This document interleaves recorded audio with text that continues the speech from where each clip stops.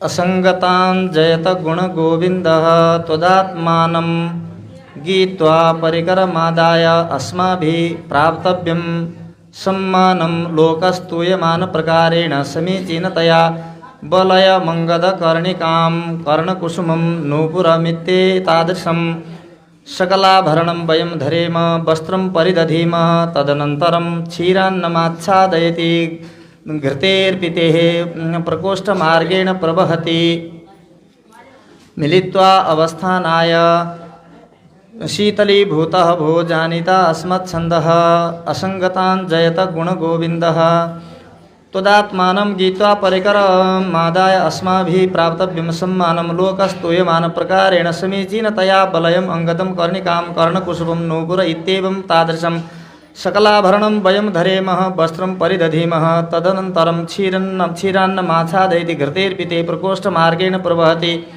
मिलित्वा अवस्थानाय शीतलीभूय भोजानिता अस्मत्छन्दः।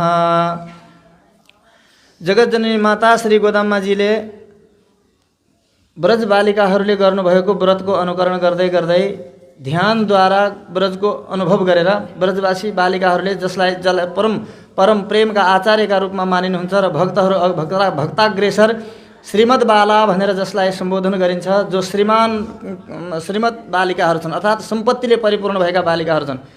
उनीहरूले के सम्पत्ति प्राप्त गरे त भन्दाखेरि उनीहरूको सम्पत्ति भनेकै भगवान हुनुहुन्छ। त्यो भगवानलाई उनीहरूले असली रूपमा चाहिँ प्राप्त गर्न सकेका हुनाले त्यो व्रतको अनुकरण गर्नुभयो माता गौतमाजीले। घरमै बसेर पनि ध्यानद्वारा त्यो भावना मृतमा हामी चुर्लुममा डुबेर यदि त्यो कर्म गर्दछौँ भनेदेखि तादात्म्यता प्राप्त हुन्छ। जसरी एउटा कमालकोटी हुन्छ, त्यो कमालकोटीले के गर्छ भन्दा एउटा माटाको घर बनाउँछ र त्यहाँभित्र एउटा कुनै किरोलाई डसेर ल्याउँछ। त्यो किरोलाई टोकेर ल्याउँदाखेरि त्यसको डसाइबाट बेहोस भएको त्यो किरो त्यहाँभित्र बन्द गर्छ उसले, र त्यसलाई बन्द गरिदिएर अनि त्यो बाहिरबाट भुँ भुँ भुँ भुँ गरेर बारम्बार त्यसमा आएर त्यो आवाज उसको जो टोक्ने बेलाको जो आवाज थियो त्यही आवाज उसलाई सुनाइरहन्छ भित्र बस्ने किरोलाई। र त्यो सुनिरहँदा त्यो भित्रको किरोले टोक्दाखेरि उसलाई जो असह्य वेदना भएको थियो, जो असह्य पीडा भएको थियो, त्यो पीडाको अनुभव गर्छ। ओहो फेरि आइहाल्यो, त्यो त फेरि आइहाल्यो, त्यसले मलाई फेरि टोक्ने हो, त्यसै प्रकारले अझ दुःख हुने हो मलाई भन्ने सम्झिन्छ र भित्र त्यो बेहोस अचेतन अवस्थामा रहेको त्यो किरोले बारम्बार त्यसलाई आफ्नो त्यो चिन्तन सुनाइरहन्छ आफ्नो आवाज सुनाइरहन्छ र सुनाउँदै त्यो भित्रका किरोले चाहिँ उसको चिन्तन गर्दा उसैको चिन्तन गर्दा उही भइहाल्छ अन्तिममा, होइन? उसैको चिन्तन गर्दा त्यो किरो पछि त्यो फुटाएर हेर्दाखेरि त्यसबाट त्यो किरो कमालकोटीका रूपमा परिणत भएर आउँछ, अर्थात् उस्तै भइहाल्छ, उस्तै उही किसिमको उही जातको बनिहाल्छ। त्यस्तै प्रकारले माता गोदाम्माजीले पनि ब्रजबालिकाहरूले गरेको व्रतको जस्तो यद्यपि सौलभ्यता त्यहाँ छैन, यद्यपि त्यस्तो प्रकारको सुन्दर वातावरण त्यहाँ छैन, तर पनि माता गोदाम्माजीले ब्रजबालिकाहरूको व्रतको चाहिँ अनुभवद्वारा चिन्तन गर्दा उनको शरीरमा गौत गोबरको पनि वासना हुन लाग्यो। उनले भावनाद्वारा गाई चराइरहेकी छिन्, भावनाद्वारा गोबर फालिरहेकी छिन्, भावनाद्वारा गाई त्यस प्रकारले गोसेवा दुध इत्यादिहरू माखनहरू निकाल्ने, भगवानको सेवा आराधना गर्ने, भगवानको सँगसँगै जे गोपीहरूले गर्दथे त्यो चिजको अनुचिन्तन गरिरहेकी छिन्। जबकि उहाँको लागि त्यो सुलभ थिएन, किनभने त्यस बेलामा न यमुना नदी छ, न वृन्दावन छ, गोवर्धन छ, अथवा त्यस्तै प्रकारले अरू पनि लीलाहरू त्यस्ता प्रकारका जति गोकुल आदिहरूमा हुने सम्पूर्ण लीलाहरू ती छैनन्। त्यस बेलामा चाहिँ नन्द बाबा आदिहरू पनि हुनुहुन्न, त्यस्ता महाआचार्यहरू पनि त्यतिखेर प्राय त्यो बेलाका जस्ता छैनन्। त्यति हुँदाहुँदै पनि उहाँले त्यो चिन्तन गर्दा त्यो अवस्थामा तादात्म्यतालाई प्राप्त गर्नुभयो, त्यही किसिमको बन्ने किसिमको कोसिस गर्नुभयो। यो अनुकरणको व्रत गर्दा ती बालिकाहरूले कसो गरेका थिए भने यो हाम्रो नियम हो, हामीले के गर्नुपर्छ माने जो महापुरुषहरूले नगरेको कर्म हामीहरूले गर्ने छैन, अनाचरितान नकुर्म भन्ने नियम थियो नि उहाँको। जो पूर्वजहरूले गर्दै आए, जे गर्दाखेरि उनीहरूले आत्मकल्याणको सुगम मार्गलाई उनले सरल बनाए हो। त्यो मार्ग जसरी हामीले चिन्तन गरिरह्यौँ भनेदेखि एक दिन हामी पनि हाम्रा पूर्वजहरूले प्राप्त गरेको त्यो स्थानलाई प्राप्त गर्न सक्छौँ। यो हाम्रो एउटा सफलताको शिखर हो। त्यसैले हामीले सबैले यो गर्नुपर्छ, अर्थात् चिन्तन गर्नुपर्छ पूर्वजहरूले के गरे त, हाम्रा आलवार आचार्यहरूले के भन्नुभयो, के गर्नुभयो, त्यसै प्रकारले हाम्रा पूर्वज ऋषिहरूले के गर्नुभयो, कसरी उनीहरूले आफ्नो जीवनलाई उदात्त बनाउनु भयो। ध्रुव प्रह्लाद आदि जस्ता महान ऋषिहरू र ब्रज बालिकाहरू जस्ता महान व्यक्तित्वहरूले कसरी चाहिँ आफ्नो आत्मचिन्तन गर्दै आफ्नो यो अमूल्य मानव जीवनलाई सार्थक बनाएर त्यो सफलतामा पुर्याउनु भयो। त्यो कुराको हामीले पनि यसै गरी चिन्तन गरौँ। यो चिन्तनद्वारा हामीले त्यही रूपमा हामीलाई पुर्याउन सक्दछ। यो हाम्रो आन्तरिक प्रक्रिया हो, अध्यात्म भनिन्छ यसलाई। अध्यात्म स्वाध्याय अध्यात्म चिन्तन हो। यो एउटा ठुलो स्वाध्याय तप उच्यते भनिन्छ। त्यो स्वाध्याय गरिरहनु भनेको के त भन्दा पूर्वजहरूको चरित्रहरूलाई चिन्तन गरिरहनु, त्यसैलाई स्वाध्याय भनिन्छ। त्यो स्वाध्यायले के गर्छ त सबभन्दा ठुलो तपस्या भनिन्छ। त्यो स्वाध्याय भनेको अरू सबै तपस्या हामीले कायक्लेश सहन गर्नु, नुहाउनु, धुनु, व्रत गर्नु, अनेक प्रकारको कृष्ण चन्द्रायण आदि गर्नु, तीर्थव्रत आदिहरू गर्नु, अरू चिजहरू जे गर्दाखेरि हामीलाई जति दुःख उठाउँछौँ आत्मकल्याणका निमित्त, त्योभन्दा सबैभन्दा उत्तम के हो त भन्दा त्यो चिन्तन हो। दोषहरूलाई हटाउँदै जाने, आफूमा अन्तर्निहित जो दोषहरू छन् जसका कारणले हामी भगवानबाट टाढा भएका छौँ ती दोषहरूलाई चाहिँ हटाउँदै जाने, हेर्दै जाने, केलाउँदै जाने र गुणहरू चाहिँ पूर्वजहरूमा रहेका दिव्य गुणहरू जुन गुणका प्रभावमा परेर भगवान उनका वशीभूत हुनुभयो। म अहम भक्त पराधीन भन्नेसम्म भगवान पुग्नुभयो र स्वयं भगवान त्यहाँ पुग्दा आफ्नो कर्तव्य पालन गर्न ऋषिमुनिहरू कहाँ जाँदाखेरि उनीहरूले ल प्रभु हजुर आउनुभयो, हाम्रो रक्षा गर्नुहोस् भन्दाखेरि नै हजुर जस्ता महाभागहरूले यसरी हात जोड्नु हुँदैन, मेरो गल्ती छ, मेरो कमजोरी छ भनेर त्यसरी उनीहरूको प्रति आर्द एकदम पग्लेर भगवान त्यसरी जानुभयो र उनीहरूलाई भन्नुभयो म क्षमा माग्दछु। यदि दृश्य महाभागे उपस्थितम, हजुरहरू जस्ता महापुरुषहरू यसरी उपस्थित भएर हात जोड्नु मेरो लागि शोभनीय हुँदैन। म पहिल्यैदेखि ढिलो भइसकेको छु, मैले पहिले नै किनकि रक्षाको जिम्मेवारी लिइसकेपछि मैले रक्षा गर्नु पर्थ्यो, तर मैले रक्षा नगरिकन तपाईँहरूले हात जोडेर यसरी प्रार्थना गरुन्जेलसम्म पर्खेर बसेँ भनेर उल्टै उनका वशीभूत भएर भगवानले के भनिदिनु अहम भक्त पराधीन, भक्त मेरा हृदय भक्त माने साधुनाम हृदय मह्यम साधुनाम हृदयम तोम, साधु मेरा हृदय हुन्, म साधुको हृदय हुँ भन्ने अवस्थामा भगवानलाई केले पुर्यायो त भन्दा उनीहरूले गुणहरू जति अवलम्बन गर्ने र दोषहरू जति छानेर परित्याग गर्ने जो सुन्दर परिपाटी लिनुभयो, पूर्वजहरूको रीतिलाई चाहिँ उनीहरूले स्वाध्याय रूपमा रहेर चिन्तन गर्ने जो विचार गर्नुभयो त्यसद्वारा परिशुद्ध भएका, त्यो ध्यानद्वारा पवित्र भएका ती व्यक्तिहरूका लागि भगवान पराधीन भइदिनु भयो र उनीहरूका सारा इच्छाहरू सारा जिम्मेवारी परमात्माले लिनुभयो। यस्तो व्रत माता गोदामाजीले गर्दै गर्दै यस प्रकारले भगवान कहाँ पुर्याउँदै सारा सखीहरूलाई पनि जागृत गराउनु भनेको यहाँ कुनै घर घरमा गएर जगाएको होइन। यहाँ कर्मयोग र ज्ञान योगका दुई प्रकारका दुई विभागमा विभक्त भएका र कोही कर्मको योग ज्ञान योगदेखि भगवानले उपदेश गरेका मार्गदेखि जो भिन्न छन्, जो अलग भइरहेका छन्, जसले त्यो मार्गमा कहिल्यै पनि गएका छैनन्, स्त्री शूद्र आदि जो यस्ता प्रकारका जो व्यक्तिहरू वञ्चित गरिएका छन् भगवानको दूरे हरिकथा केचित दूरे चाचित कीर्तना, जो हरिकथाबाट दूर छन्, आत्मचिन्तनबाट दूर छन्, अच्युत भगवानका कीर्तन र कर्तव्य सेवा कर्मबाट जो दूर छन्, हो त्यस्ता व्यक्तिहरूलाई पनि तेसाम बोधो यतो भवे, जसरी तिनीहरूलाई पनि ज्ञान हुन सक्छ, जसरी तिनीहरूले पनि ओहो बा हामी त जिन्दगी त यत्रो अमूल्य जीवन हामीले प्राप्त गरेका रहेछौँ, हामी त यो बेकारमा बर्बादी फालिरहेका रहेछौँ, हाम्रो गर्ने कर्तव्य त भिन्न रहेछ नि त, हामी त कहाँ भुलेका रहेछौँ भन्ने कुरा उनीहरूले पनि बुझ्न सकुन् र उनीहरू पनि त्यहाँ आउन सकुन्। हो यस्ता प्रकारले स्तूयमान प्रकार, त्यो पनि कस्तो त भन्दा अत्यन्त मर्यादित तरिकाले। यो होइन कि हामी भगवानतिर गइहाल्यौँ, तिमीहरू चाहिँ काहीँ न काम गरेर अब तिमीहरूलाई त त्यो छोड्न सक्न छौ, तिमीहरू त खबरदार दूर छिछि गरेर उनीहरूलाई दूरी गर्ने त्यस्तो प्रकारको भावना नराखेर स्तूयमान प्रकार दुनियाँले स्तुति गर्नु।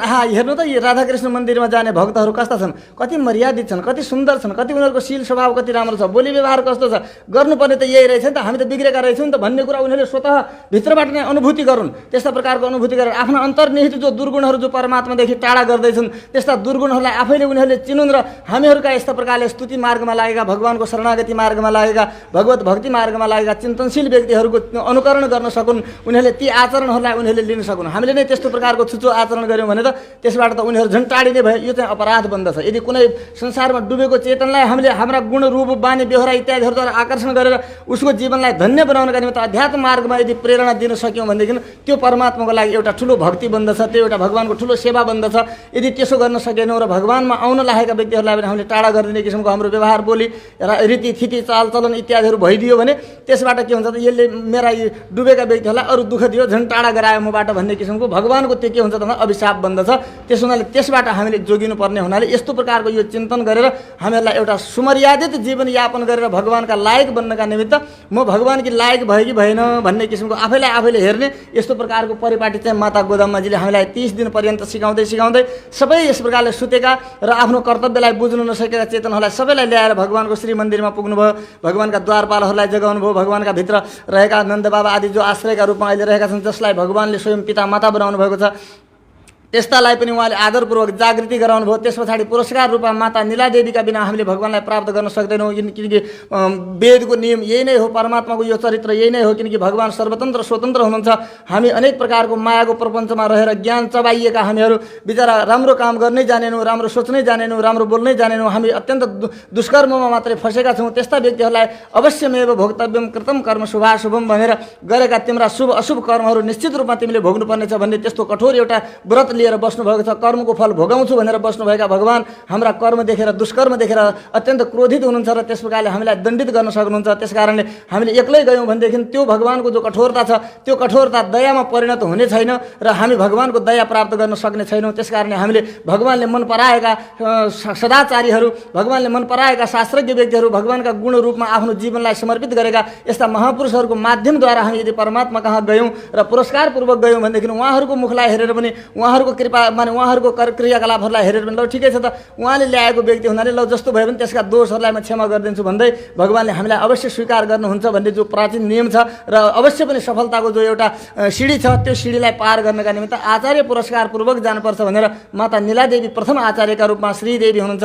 त्यसैले त्यस्ता माताजीको पनि उहाँले उत्थान गर्नुभयो, उहाँलाई पनि आफ्नो झुन्डमा समूहमा ल्याउनुभयो र उहाँलाई अगाडि गरेर यस प्रकारले आचार्यपूर्वक आचार्यवान पुरुषो वेद एउटा कुनै न कुनै भगवानले पत्याएको व्यक्ति भगवानको अधिकार ज्ञान सम्पन्न जो व्यक्तिहरू छन् हो त्यस्ता व्यक्तिहरूलाई अगाडि सारेर उहाँको मार्गनिर्देशनमा जीवन जिउने शैली बनायौँ भनेदेखि अवश्य पनि यो जीवन सफल हुन्छ भन्ने कुरालाई माता गोदामाजीले हामीलाई सिकाउनु भयो, त्यो गर्नुभयो। त्यसपछि बलदेवजीलाई जोगाउनु भयो, भगवान श्रीकृष्णलाई जोगाउनु भयो। सबैजना जगाइसकेपछि के भयो त भन्दाखेरि उहाँहरूसँग अब के हो त तिमीहरूको यस्तो रातिको समयमा कठ्याङ्ग्रो बाटोको अप्ठ्यारो प्रकृतिको यस्तो चङ्गोल छ, अनेक प्रकारका विघ्न बाधाहरू छन् जीवनमा होइन, विघ्नले भरिएको यो जीवन छ। यसमा पनि तिमीहरूले यी सब कुराहरूलाई पर सारेर कसरी आफूलाई चाहिँ त्यहाँबाट उठाएर यस प्रकारले मेरा सन्निधिमा आउने प्रयास गर्यौ, कसरी आयो तिमीहरू, कति कष्ट भयो होला तिमीहरूलाई भने जसरी ऋषिहरू आउँदाखेरि ओहो तपाईँहरूलाई कष्ट भयो ए भन्नु भने तपाईँ जस्ता महापुरुषहरू यसरी आउँदाखेरि पनि मैले हेरिराखेँ, मैले केही गर्न पाएन भने भगवानको मन पग्लिने किसिमको भगवानको दया वात्सल्य कारुण्य आदि गुणहरूलाई चाहिँ जबरजस्ती वशीभूत हाम्रा प्रति प्रयोग गर्न बाध्य बनाइदिने खालका हाम्रा चरित्रहरू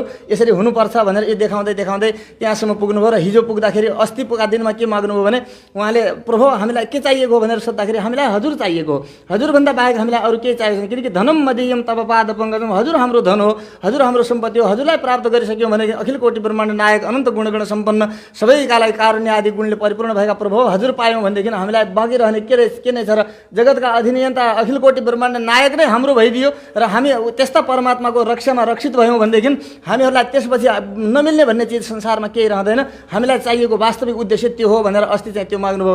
यति मात्रै त तिमीहरूको होइन, यसरी दौडधुप गरेर आउने माने कसैका पनि यो हामी संसारमा भौतिकतामा रहेका व्यक्तिहरू ब्रह्म कीट पर्यन्त ब्रह्मदेखि किरा पर्यन्तका सबै व्यक्तिहरूलाई केही न केही यो संसारको शरीर प्राप्त गरेका लीला विभूतिका चेतनहरूमा केही न केही यस लोकका पनि लोकेषणा हुन्छन्, लोकका इच्छाहरू हुन्छन्, लोकका चाहनाहरू हुन्छन्, केही न केही अरू पनि तिमीहरूलाई चाहिएको होला, तिमीले लुकायौ केही मनमा, त्यसरी किन लुकाउँछौ त भन्दा हिजोका दिनमा एउटा ठुलो लिस्ट बताउनु भयो उहाँले। हामीलाई चाहिएको चिज के हो त भन्दाखेरि प्रभु हजुरलाई त थाहा छ, हजुर त अन्तर्यामी हुनुहुन्छ, अन्तर्यामी भएको हुनाले हाम्रा आवश्यकताहरू के हुन् त भन्दा यो ब्रजमा यिनीहरूका अधर्मका कारणले गर्दाखेरि र भगवानको आराधना नयत्र वैकुण्ठ कथा सुधापगा, जहाँ भगवान वैकुण्ठनाथका कथा हुँदैनन्, कीर्तन हुँदैनन्, पूजा हुँदैन, आराधना हुँदैन, उत्सवहरू मनाइँदैनन्, मुख महोत्सवहरू मनाइँदैन, मङ्गलकारी मङ्गल गानहरू हुँदैनन्, भगवानका गीत उज्यालो इत्यादि हुँदैन भने त्यो ठाउँ बस्न लायक हुँदैन। स्वर्गोपि त्यो स्वर्गै छ भने पनि इन्द्रलोकको स्थान छ, अमृतै पिएर बस्न पाइएको छ भने पनि त्यो वास्तवमा आत्मकल्याण चाहने व्यक्तिहरूका लागि बस्नु योग्य हुँदैन, त्यो ठाउँ बस्नु हुँदैन भनेर भनिएको छ। त्यस कारणले हजुरलाई यो कुरा सबै ज्ञान छ, हजुर त अन्तर्यामी हुनुहुन्छ। हामीलाई वास्तवमा चाहिएको के त भन्दा यो ब्रजमा यिनीहरूको चाहिँ जो दुर्भाव थियो, यो दुर्भावले गर्दाखेरि अथवा कुमार्गमा हिँडेको कारणले गर्दाखेरि यिनीहरूले भगवानलाई चिन्न नसकेको कारणले गर्दाखेरि जो ब्रजमा 3 वर्षसम्म लगातार वर्षा भइदिएन, त्यो वर्षा नहुनुको कारण यी बिचराहरू भोग प्यासले व्याकुल भइरहेका छन्, छटपटेका छन्, यिनका भौतिक साधन स्रोतहरू पुगेका छैनन्, गाई भोगै छन्, अरू पशु पक्षीहरू सबै भोगै छन्। यो कारणले गर्दाखेरि यिनीहरूले हामीलाई बाध्य भएर वशीभूत भएर हामीलाई हजुरको पूजा गर्न आज्ञा दिएका हुनुभयो। सकेसम्म माने जबसम्म चल्छ व्यक्तिले म हुँ अहम मम गर्छ, म स्वतन्त्र छु, मेरा माथि कोही पनि छैन, परम स्वतन्त्र शिर पर नहि कोही भन्ने भाव गरेर एकदम उन्मत्त भएर काँध उठाएर हिँडेको हुन्छ। तर जब आपत्ति पर्छ अनि म केही रहेनछु क्या हो भनेर त्यस प्रकारले जब बेहोस भएर अनि भगवान भन्छ जसरी हो त्यसरी भनेका हुन् यी ब्रजवासीहरूले। ल बालिकाहरूले ब्रज भगवानको आराधना गरौँ त, त्यसो भए केही मङ्गल हुन्छ भनेदेखि भनेर अनि अनुमति दिएको यो कुरा त हजुरलाई थाहा छ। त्यसो भएको हुनाले हामीले त्यस्तो बल्ल बल्ल हजुरकै कृपाद्वारा अनुमति प्राप्त गरेर आज हजुरसम्म आइपुग्ने र यो अलि स्वाध्यायको मार्गमा आफूलाई सफल बनाउने जो हामीले अवसर प्राप्त गऱ्यौँ हजुरकै कृपाले पायौँ त। अब त्यसको कारक यी पनि हुन्, यी ब्रजवासीहरू बिचरा जो हजुरदेखि विमुख भएर बसेका छन्, मायाको प्रपञ्चमा बसेका छन्, यिनलाई खानै चाहिएको छ, पिउनै चाहिएको छ, छोराछोरी चाहिएका छन्, यही संसारकै धन सम्पत्ति चाहिएको छ, यति नै हो जीवन भन्ने बुझेका छन् र योभन्दा अतिरिक्त अगाडि केही छैन, आत्म परमात्मा लोक परलोक इत्यादिका विषयमा यी बिचराहरूलाई केही पनि ज्ञान छैन। त्यसो भएको हुनाले यिनीहरूलाई चाहिएको चिज के हो त भन्दा वर्षा भइदियोस्, खुब अन्न प्रशस्त मात्रामा फलोस्, घाँस दाउराहरू यिनीहरूलाई प्रशस्त मिलोस्, गाई पनि पाल्न पाउन्, यही मोज गरेर यही शरीरलाई पुष्ट बनाएर बस्न सकुन्, त्यस उद्देश्यले मात्रै हामीलाई यो व्रतको चाहिँ अनुमति दिएको हुनाले हजुरलाई त यो थाहा छ। त्यसो हुनाले हामीले के चाहन्छौँ भन्दाखेरि यिनीहरूलाई चाहिने चिज पहिला मिल्यो भने पो हामीले पनि साधना गर्न पाउँछौँ। माने भौतिकता पनि आध्यात्मको एउटा सहयोगी बन्दछ, यो कुरालाई परिपूर्ण हजुरले गरिदिनु पर्यो। किनकि हजुर त भन्नुहुन्छ कि उभय विभूतिको नायक हजुर हुन्छ, इहलोके परत्र छ, यस लोकको पनि परलोकको पनि सबै सुख दिन्छु मेरा आश्रितहरूलाई भनेर हजुरले जो प्रतिज्ञा गर्नुहुन्छ, यो लोकका सुख चाहनेहरूलाई हजुरले यो लोकको सुख पहिला दिनुभयो भने पो अनि सानन्द हुने रहेछ। पूजा आराधना गर्दाखेरि त यसरी भगवानको आराधना गर्यो भने त हामीहरूलाई सजिलो हुने रहेछ, किनकि वेदको कुरा सत्य रहेछ। यज्ञात भवति पर्जन्यो, पर्जन्यात अन्न सम्भव, अन्नाद भवन्ति भूतानि। यज्ञ गर्यो भने, पूजा गर्यो भने वर्षा हुन्छ, वर्षापछि अन्न फलफुल इत्यादिहरू प्रशस्त मात्रामा खान पिउन पाइन्छ होइन, त्यसबाट जीवात्माहरू सबैलाई सुख हुन्छ भन्ने कुरा त वेदको कुरा थियो। यो त सत्य रहेछ भन्ने कुरा यी बिचारा अज्ञानीहरूका मनमा अवश्य पनि त्यो छाप बस्नेछ र यिनीहरूले चाहिँ त्यो माग्नेछन्। त्यसकारणले हजुरले यिनीहरूलाई चाहिने चिजहरू दिनुहोस् र हामी त अब थाहा छँदैछ हजुरलाई, हामी त हजुरलाई भन्दा बाहेक अरू केही चाहँदैनौँ, यिनीहरूलाई चाहिने यसलाई दिनुहोस्। किनकि हजुर त दुई रूप बनाएर बस्नु भएको छ। मुक्तिदश्च मुमुक्षूणाम सर्वेषां सर्वकामदः। सबै व्यक्तिहरूलाई सबै कामनाहरू माने छोराछोरी, धन सम्पत्ति, गाई घोडा, हात्ती होइन, सब नोकर चाकर, पैसा, शरीर, आयु, आरोग्य आदिहरू सबै दिएर उनीहरूलाई मस्त हो, ठिक छ, गजब भएको छ भन्ने उनीहरूलाई पनि चित्त बुझ्छ। र हामीलाई चाहिने चिज भनेको के हो त? हजुरको आराधना, हजुरको सेवा, नित्य कैङ्कर्य। लक्ष्मीलाई प्राप्त भएको जो सौभाग्य छ त्यही निरन्तर नित्य कैङ्कर्य प्राप्तिपेक्षितया पारमार्थिकी भगवत चरणारविन्द शरणागति, माने नित्य कैङ्कर्य प्राप्त गर्नु हाम्रो उद्देश्य हो। हाम्रो उद्देश्य त त्यो हजुरलाई थाहा छँदैछ। त्यसो भएको हुनाले हजुरले के गर्नुहोस् त भन्दाखेरि हाम्रो उद्देश्य पनि हजुरले पुरा गरिदिनु पर्यो र यिनीहरूको उद्देश्य पनि पुरा गर्नु पर्यो, जसले गर्दा यिनीहरू पनि यतातिर बिस्तारै बिस्तारै लम्किन पाउँछन् र हामी पनि आफ्नो उद्देश्यलाई परिपूर्ति गरेर आफ्नो जीवनलाई धन्य बनाउन सफल हुन्छौँ। यो हाम्रो चिज हो भनेर हिजो लिस्टहरू बताउनु। के चाहियो त तिनीहरूलाई भन्दाखेरि हामी अविधिपूर्वक पूर्वाचारले अनाचरितान नकुर्म, पूर्वजहरूले नगरेको आचरण त हामी गर्दैनौँ, अनियमपूर्वक त कुनै काम पनि हामी गर्दैनौँ, अनीतिपूर्वक हामी त्यो काम गर्दैनौँ, हाम्रो यो नियम हो।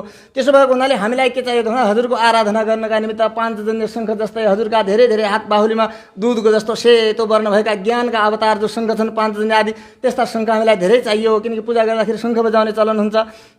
अनि त्यसै प्रकारले चक्र आदिहरू चिन्ह चाहियो हामीलाई, अर्थात् शङ्ख चक्र आदि चिन्हित भएर एबाहु मूल परिचिन्हित शङ्ख चक्रम एबा ललाट फलके लसदूर्ध्वपुण्डम, जसले ऊर्ध्वपुण्ड तिलक दिव्य भगवानको स्वरूप यसरी धारण गरेका छन्, बाहुमूलमा शङ्ख चक्र आदिहरूको चिन्हहरू धारण गरेका छन्, भगवानको शरणमा यस प्रकारले गएका छन्, आफूलाई आत्मसमर्पण गरेका छन्, हो त्यस्ता व्यक्तिहरू हजुरलाई प्राप्त गर्नका लागि अधिकारी बन्दछन्। त्यो अधिकारपूर्वक हामीले पूजा गर्न चाहन्छौँ। माने आराधना देवम भूत्वा देवम यजेत भने देवताको भएर देवताको पूजा गर्नुपर्छ, अर्थात् जसको हौँ हामी उसैका बनेर उसको आराधना गर्न योग्य हुन्छ र त्यो आधार हामीलाई चाहिएको हुनाले शङ्ख चक्र आदिहरू चाहिए, दीपक चाहियो, बत्ती बाल्नु पर्दछ। दीपक भने के त भन्दा कुलमङ्गल दीप रेखा भनेर जो हामीले यस प्रकारले माता गोदम्बजीले भन्नुहुन्छ निलादेवीलाई कुलको मङ्गल दीप रेखा हुनु भनेर, त्यस प्रकारले एउटा आचार्य दीपक मार्ग निर्देशक भनेको हामीलाई यस्तै पनि गयौँ बाटोमा भने त्यसरी हुँदैन, एउटा दीपक स्वरूप चाहियो जसले उज्यालो गरेर हामीलाई बाटो देखाइदियोस्, त्यसको सहारामा हजुरसँग पुग्छौँ भनेर माता जस्ता निलादेवी जस्ता पुरस्कार रूप यस्ता दीपहरू हामीलाई धेरै धेरै दीपहरू चाहिए, सबैका लागि चाहिए।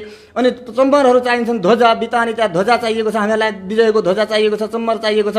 अनि छत्र ओढाएर दिव्य सिंहासनमा विराजमान हजुरलाई गरेर हजुरलाई श्रृङ्गारित गरेर हजुरको दर्शन गर्दै गर्दै हामी आनन्दको अनुभूति भएर त्यो आनन्द सागरमा हामी अनादिकालदेखि मायाको प्रपञ्चमा परेर दुखी भइरहेकाहरू त्यो आनन्दलाई प्राप्त गर्दछौँ। जुन आनन्दलाई प्राप्त गर्छ यत्र गत्वा नशोचति, जहाँ गएर कुनै प्रकारको शोक छैन, न यत्र शोको न जरा न मृत्यु नार्ति, जहाँ शोक छैन, रोग छैन, जन्म जरा मृत्यु छैन, भोग छैन, कुनै प्रकारको पुनरावृत्ति छैन।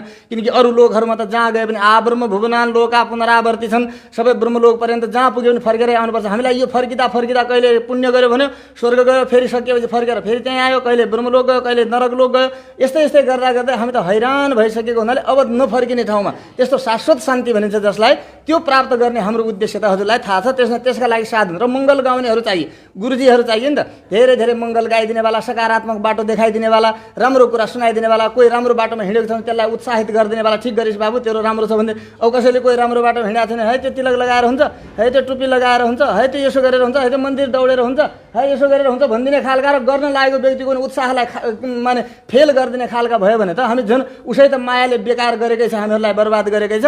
त्यहाँमाथि अब त्यस्ता व्यक्तिहरू पनि बाटोमा यस्तै यस्तै भेटियो भने त होइन रहेछ कि क्या हो बेकार भनेर त्यो गर्न लागेको विचार पनि बस हात गोडा लुला भएर छोडिदिन्छ।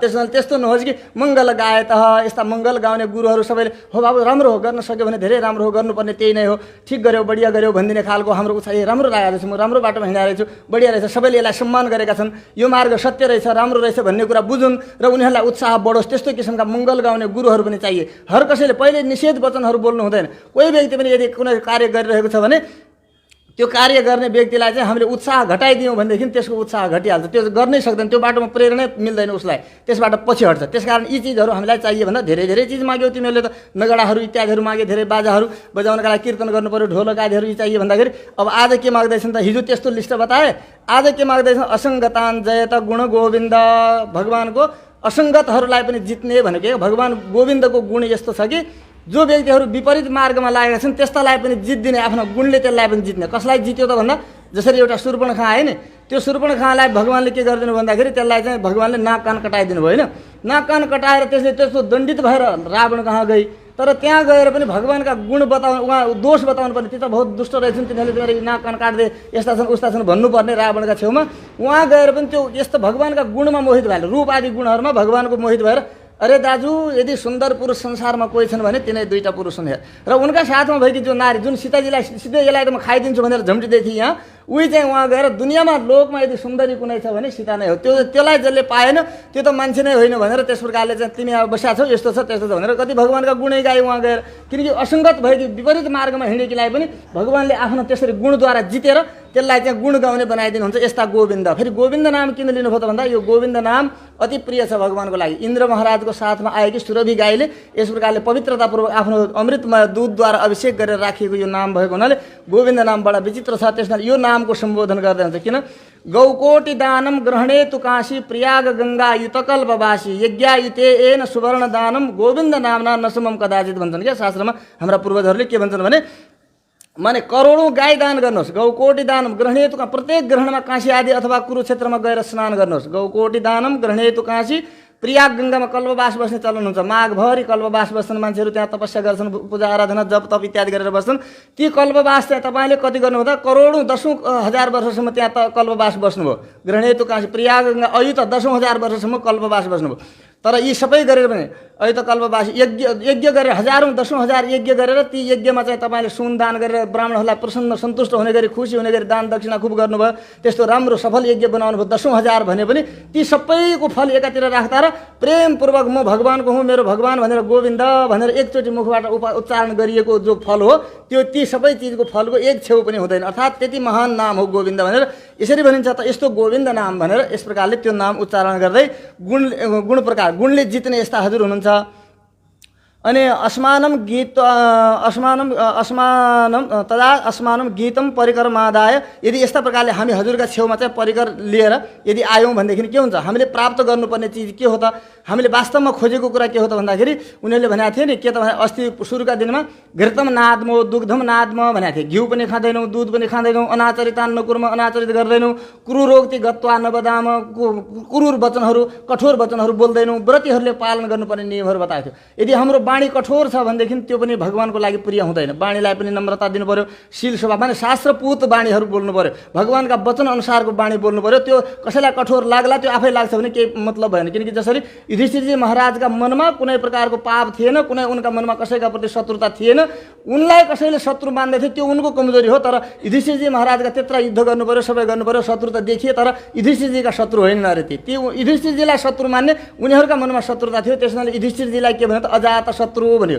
तपाईँ हामीले गर्नुपर्ने के त भन्दा अरू कसैले हामीलाई कुन दृष्टिले हेर्छ त्योसँग सरोकार छैन, तपाईँ आफू चाहिँ राम्रो बन्नु पर्दछ। माने आफ्नो मनमा तपाईँको कसैका प्रति द्वेष ईर्ष्याको भाव इत्यादिहरू नभयो भने तपाईँ चाहिँ पवित्र नै मानिनुहुन्छ। अर्को तपाईँका प्रति द्वेष गर्छ भने त्यो उसको कमजोरी हो, त्यसलाई फल भगवानले आफै दिनुहुन्छ, त्यसको ख्याल नगर्नुहोस्। उसले तपाईँलाई द्वेष गर्छ यसो त्यसो केही नसोच्नुहोस्। हो त्यसो भएको हुनाले के भन्नु त हामीले परिकर यसरी लिनुपर्ने हो यदि भनेदेखि हामीले सम्मानम लोकस्तुयमान प्रकारेण, लोकले स्तुति गर्ने प्रकारले हामीले सम्मान पाउनुपर्छ। अर्थात् एउटी कन्या जब एउटा पिताले एउटा वरका हातमा चाहिँ यसरी गोत्र आदिहरू सबै छुट्याएर अग्नि ब्राह्मण आदि वेद साक्षी राखेर समर्पण गरिदिन्छन् जब उसलाई, र उसको पुरै स्वामित्व आफ्नो हातमा रहेको स्वामित्व उसका हातमा जब स्थापित गरिदिन्छन् अनि त्यो कति एउटा सम्माननीय हुन्छन्। तिनीहरू पति पत्नी बनेर आरामसँगले प्रेमी प्रेमिका बनेर कति आरामपूर्वक उनीहरूले चाहिँ संसारमा खुसीपूर्वक जीवनयापन गर्न सक्छन्। त्यसै प्रकारले हाम्रो यो आत्मारूपी एउटी कन्यालाई चाहिँ आचार्य रूपी पिताको माध्यमद्वारा हजुरका चरणमा सम्मानित गरेर समर्पित भएर यदि हामीले यस प्रकारले लोकले स्तुयमान भनेर स्तुति गर्ने प्रकारले यिनीहरूको भक्ति सत्य हो, यिनी एउटा मार्गमा लागेका छन् भन्ने किसिमको गरेर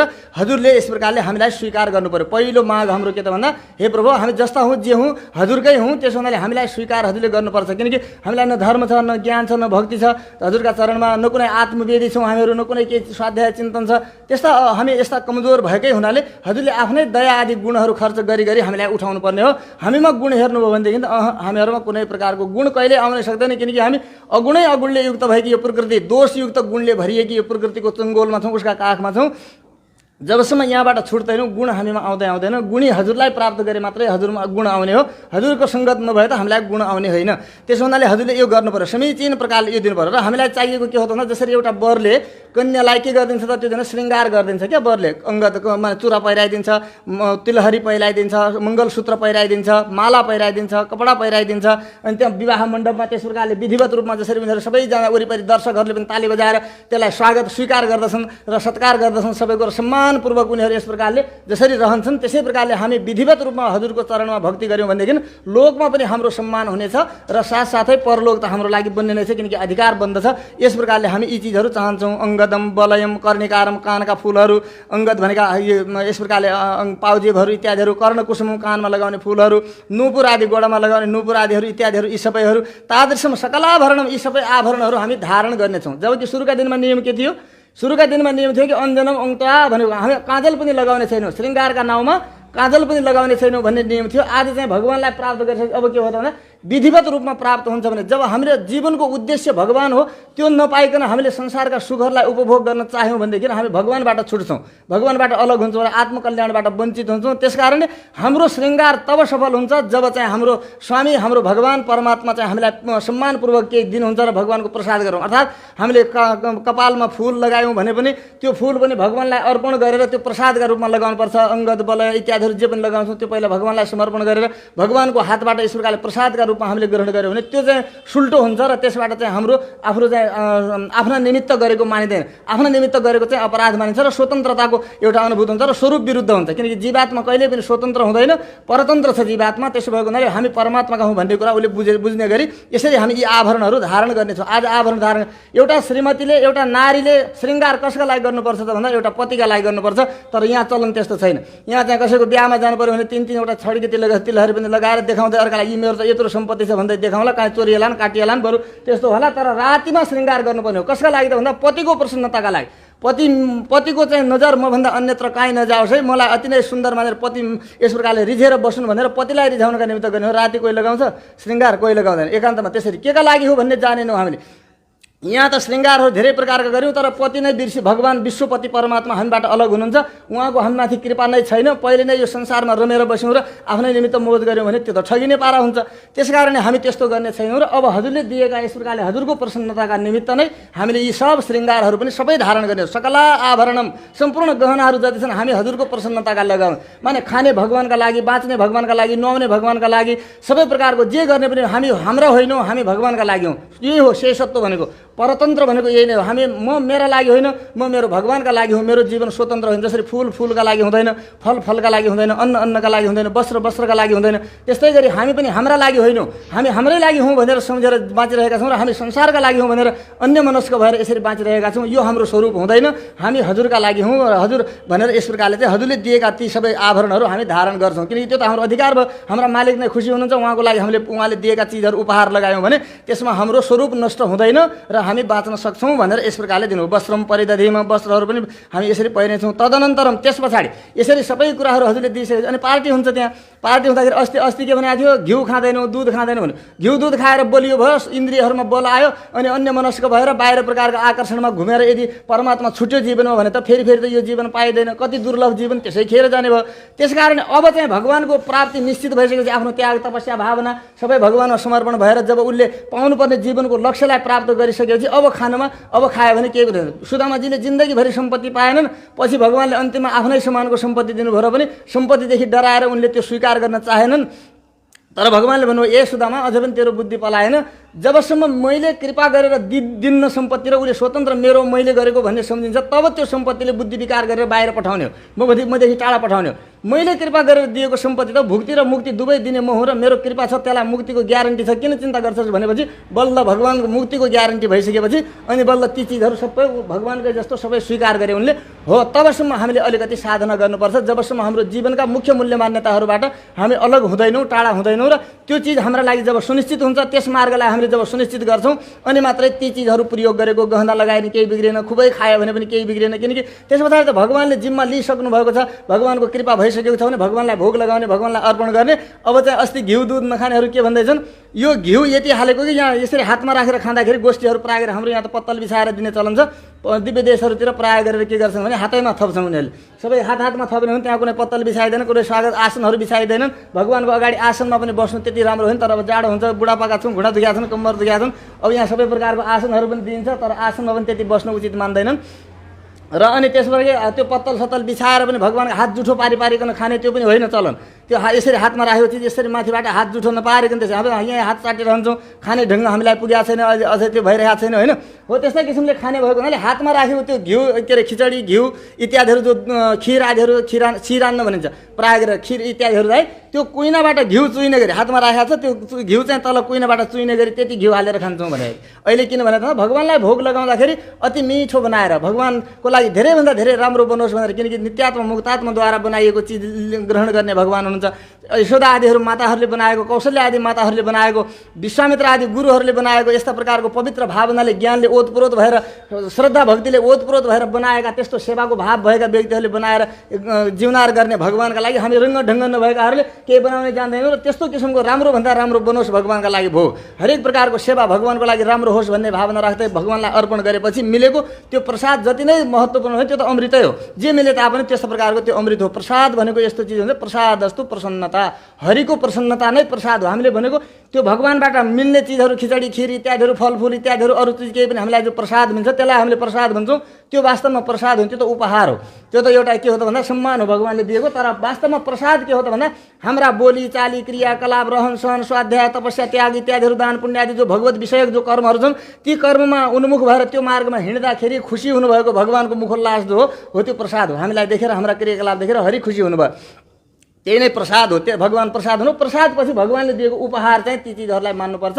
चिजहरूलाई महत्त्व दिने होइन कि हाम्रा क्रियाकलापद्वारा हरिको प्रसन्नता हामीलाई भएको भने आत्मानुभव आत्मानन्द त्यस प्रकारले चिन्तन भगवानलाई मनमा गर्ने बानी चाहिँ बसायौँ भने त्यो नै प्रसन्नता हो। यसरी हामी यो सबै चिजहरू धारण गरेछौँ र यो अन्न पनि हामी यसरी लिनेछौँ। यस्ता प्रकारले हजुरलाई भोग लगाएको प्रसाद यसरी लिनेछौँ। मिलित्वा अवस्थाया शीतली भयो, यस प्रकारले मिलित्वा भक्तै भगवान स एकाकी नरमते भक्तैर भागवतै सह। कहिलेकाहीँ भगवानलाई पनि एक्लै अनौठो लाग्छ, अनि त्यसो भयो भने भक्त भागवतहरू टन्न यसरी आएर भगवानका अगाडि स्तुति गाउँदै वन्दना गर्दै कीर्तन गर्दै नाच्दै रमाउँदै भगवानका साथमा सँगसँगै भगवानले पनि जीवनार गरिबक्स्यो, आफूले पनि त्यही अनुसारले यहाँ भगवानको सामनेमा त्यो अमृत तुल्य प्रसाद पाएर आज त हाम्रो जीवनै सफल भइहाल्यो, धन्य भइहाल्यो, यो अमृत हो यो त भनेर यस प्रकारले त्यसरी जब भगवानमा भाव राख्दै हामी लिन्छौँ त भगवानलाई पनि प्रसन्नता भइहाल्छ, अति आनन्द हुन्छ भगवानलाई। भक्त भागवतसँग जति धेरै भागवतहरू उत्कृष्ट भएर मङ्गल गाउन लागे त्यति नै भगवानको बल बढ्छ। किनकि यथा माम प्रपद्यन्ते ताम तथैव भजाम्यहम् देवान भावयतानेन ते देवा भावयन्त। हामीले जति लगन लगाएर भगवानका उत्सव मङ्गल पूर्वक गऱ्यौँ त्यति नै भगवानको पनि उत्साह बल बढ्ने हो, त्यति नै भगवान सबै यस प्रकारले हामीलाई पनि सबै हाम्रा इहलौकिक पारलौकिक सुख सुविधाहरू सन्तोष यसरी दिनुहुने हो। त्यस कारण यो सम्बन्ध जो भक्त र भागवतको सम्बन्ध अनादिकालदेखि मायाको सङ्गतले गर्दा जो छुटेको छ, जो विपरीत भइरहेका छौँ हामीहरू भक्त र भगवान हो, यसलाई चाहिँ एकत्रित गरिदिनु पर्यो हजुरले, र यसरी गरेर हामीहरूलाई अनुग्रहित गरिदिनु पर्यो। यही हाम्रो माग हो। वास्तवमा यी सबै चिजहरू अब हामीलाई हजुरमा अर्पित गरेर विधिवत रूपमा धारण गर्ने र लिने चिजहरू जो छन् यसमा हामीलाई कुनै अब चिन्ता छैन र दोष बुद्धि छैन, कहीँ बिग्रिन्छु कि भत्किन्छु कि भन्ने अब हामीलाई डर छैन। किनकि कृपामय हजुरको दृष्टि हामीमाथि परिसकेपछि अब हामीलाई मायाले केही पनि गर्यो। किनकि विलज्जमानया यस्य स्थातुम इच्छापते मुया भनिन्छ, जो भगवानको सामनेमा उपस्थित हुनका लागि पनि उभिनका लागि पनि लाज मान्दछ, डर मान्दछ। उसरी कसरी छ भन्दाखेरि भ्रामयन सर्वभूतानि यन्त्रारूढानि माया, सबको टुप्पी समातेर घुमाउँछु भन्ने वाली माया चाहिँ जुन भगवानका सामनेमा आउनका लागि पनि यसरी लाज मान्दछ र टिक्न उभिन डर मान्दछ। त्यस्ता भगवानले हामीलाई स्वीकार गरिसकेपछि र उहाँको कृपा दृष्टि हामीहरूमाथि भइसकेपछि अब खाए पिएका चिजहरू लगाएका चिजहरूले हामीलाई मायाको प्रपञ्चमा फसाउन सक्दैन मायाले, र हामी जहिले पनि त्यसको प्रपञ्चबाट छुट्न हामीलाई अवसर मिल्दछ। त्यस कारण यो कृपा हामीलाई चाहिएको हो र निरन्तर हामीमाथि दया दृष्टि जन्म जन्मान्तरको जो श्राप छ हजुरलाई छोडेर प्रकृतिलाई समाउनु हाम्रो यो जो दोष थियो, यसै दोषका कारणले बारम्बार जो जन्म मृत्यु आदिहरू भयो यसबाट हामी छुटकारा पाउनका लागि हजुरको कृपा नै र हजुरको दृष्टि नै हाम्रा लागि अपरिहार्य एउटा साधन बन्ने भएको हुनाले यो चाहिँ कृपा हामीलाई भइरहेको, अर्थात् निरन्तर हामीहरूमाथि कृपा बनिराखोस् भनेर यसरी श्री गोदामाजीले हाम्रा स्वरूपहरू, हामीले सम्झिनुपर्ने कुराहरू, हाम्रा कर्तव्यहरू र कसरी कसरी के गर्नुपर्छ भन्ने कुरा सबै सिकाएर 1 महिनासम्म हाम्रा कर्तव्यलाई हाम्रो भगवानको लागि लायक बन्ने एउटा जीवनोपयोगी सुन्दर शिक्षा प्रदान गर्नुभयो। र यसै गरी हजुरहरूले पनि यो चिसो बाटोको अप्ठ्यारो घरको समस्या सबै कुराहरूलाई छोडेर पनि 1 महिना पर्यन्त माता गोदामाजीको साथ दिएर उहाँका सखी बनेर यस प्रकारले हजुरहरू सबैजनाले आएर कसैले झाडु लगाउनु भयो, कसैले यसो भगवानका बर्तन सेवा गर्नुभयो, कसैले भगवानलाई दिनदिन यसो आफ्नो सकेको यथाअनुसारको भोगहरू पनि इत्यादि चढाउनु भयो, फुल ल्याउनु भयो, माला ल्याउनु भयो, अर्चना गर्नुभयो, दर्शन गर्नुभयो, तीर्थ प्रसाद ग्रहण गर्नुभयो, परिक्रमा गर्नुभयो, कीर्तन आदि गर्नुभयो। माता गोदामाजीको यो पवित्र गोष्ठीमा 1 महिना पर्यन्त लगातार यस प्रकारले नछोडिकन आएर हजुरहरूले सबैले जो माता गोदामाजीलाई साथ दिएर उहाँको सखी बन्ने जो एउटा इच्छा चाहना प्रकट गर्नुभयो, त्यसद्वारा माता गोदामाजी पुरस्कार रूपा हुनुहुन्छ र उहाँले निश्चय पनि हामीहरूमाथि भएका केही बाँकी रहेका कमी कमजोरी पनि र दोषहरूलाई पनि सफा गरिदिएर जसरी एउटी आमाले फोहोर भएको बालकलाई सफा गरेर बुवाले समाउने लायकको बनाइदिन्छन्, हो त्यसै प्रकारले माता गोदामाजीले हामीहरूलाई पनि हाम्रा भित्र रहेका दोष कमी कमजोरी अवगुणहरू यी सबैलाई सफा गरिदिएर भगवानका सामनेमा भगवानलाई चढाउन लायकका बनाइदिएर यी प्रभु कति राम्रो छ। त्यस्तो मायाको प्रपञ्चमा परेको थियो र पनि अहिले यी हेर्नुहोस् त कति राम्रो भएर आएको छ, कति राम्रो स्वाध्याय गर्छ, कति कीर्तन गर्छ, मन्दिर आउँछ, तीर्थ लिन्छ, प्रसाद लिन्छ, हजुरका स्तुति गाउँछ, हजुरको कीर्तन गाउँछ, हजुर भनेर यस प्रकारले रात दिन आफ्नो दुःख कष्ट पनि बिर्सेको छ। अब यसलाई स्वीकार नगरेर हजुरले कसलाई गर्ने त प्रभु, ल स्वीकार गर्नुपर्छ भनेर हामीलाई अवश्य पनि भगवान कहाँ पुर्याइदिने कार्य माताले गरिदिनु हुनेछ भन्दै हजुरहरू सबैका भावनाहरूलाई पनि माता गोदामाजीले स्वीकार गर्दै हजुर हामीहरू सबैलाई भगवानको प्रति लायक बनाउने कार्य भएर हाम्रो यो जीवन अब निष्फल नजाओस् र यही जीवनमा हामीले त्यो शाश्वत शान्तिलाई प्राप्त गर्न सकौँ र आशीर्वाद हामी सबैलाई प्राप्त होस्, सबैका मनमा शान्ति र सबैका घरमा शान्ति हुँदै माता गोदामाजीको अत्यन्त ठुलो अनुग्रह र कृपा प्राप्त गरेर हामी भगवानलाई पाउने जो लक्ष्य जीवनको हो त्यसमा हामी सफल हुन सकौँ भन्ने कुरा यसरी भन्दै अब यो गोदामाजीको आज वैवाहिक कार्यक्रम पनि भएको हुनाले आजका दिनमा भगवान रङ्गनाथ स्वयं मूर्तिबाट प्रकट भएर आएर माता गोदामाजीले म भगवानको लायक भयो कि भएन भन्दै माला हेर्दै यस प्रकारले ऐना हेर्नुहुन्थ्यो, त्यो हेरेको भने के त भन्दा मेरा गुण रूप बानी बेहोरा इत्यादि भगवानलाई मनपर्ने खालका भयो कि भएनन् भन्दै आफूलाई भगवानको लायक बनाउनका निमित्त अहर्निश प्रयास गर्नेवाली माता गोदामाजीसँग प्रसन्न भएर रङ्गनाथ भगवानले आएर स्वयं माला अर्पण गरेर उहाँलाई चाहिँ स्वीकार गर्नुभएको यो जो पवित्र दिवस हो, यस्ता प्रकारको पवित्र दिवसमा त्यो सौभाग्य हामीलाई पनि प्राप्त होस्। जसरी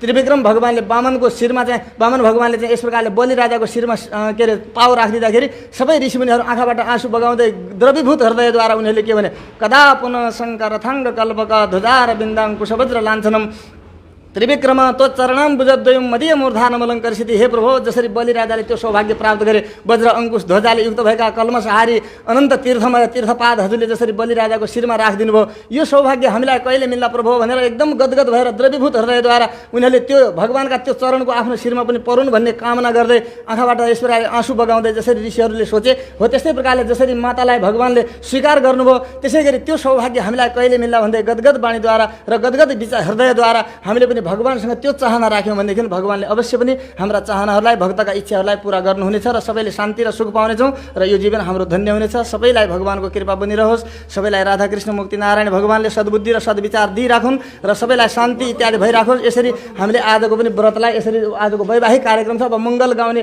गुरुजीहरूले यहाँ यस्तो स्वस्ति वाचन गरिदिनुहुन्छ। हामीले यसो भगवानको सामान्य यहाँ विवाह उत्सव त ठुलो रूपमा मनाइन्छ, कति भव्य रूपमा एकातिर गोदामाजीका पक्षहरू भएर एकातिर भगवानका पक्षहरू भएर माला साटासाट गरेर विभिन्न प्रकारका द्रव्यहरू ल्याएर अर्पण गरेर मजाले त्यसरी विवाह गर्छन्। तर हाम्रो यहाँ अब साधन स्रोत सामग्रीहरू त्यसरी जुटाउन नसकिने र यो कार्यकर्ताहरूको पनि कमी अब सबैतिरबाट यसरी गर्दा गर्दा पनि सामान्य हामीले अनुभव रूपमा भगवानका लागि सबै पुरा धेरै जति गरे पनि त्यो कम हुन्छ।